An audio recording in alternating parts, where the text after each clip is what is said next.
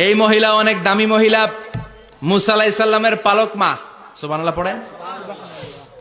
নিজের সন্তান ছিল না, সাইয়েদনা মুসা আলাইহিস সালামকে মায়ের মতো লালন পালন করেছেন। গোপনে গোপনে মুসা আলাইহিস সালামের উপর ঈমান এনেছেন। গোপনে গোপনে রাত্রিবেলা তাহাজ্জুদ পড়ে চোখের পানি ছেড়ে চাইতেন কার কাছে?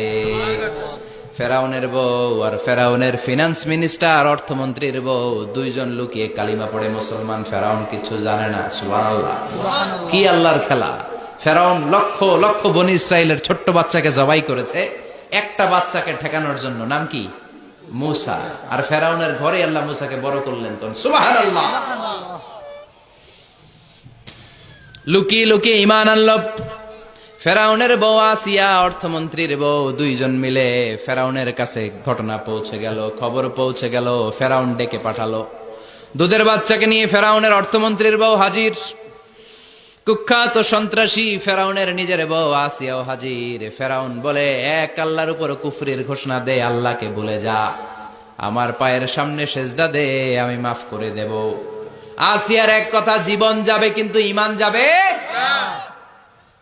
ফেরাউনের অর্থমন্ত্রীর স্ত্রীরও এক কথা, যে আল্লাহর কাছে আমরা মাথা নত করেছি, পৃথিবীর কোন শক্তির কাছে ওই মাথার নত হতে পারে না।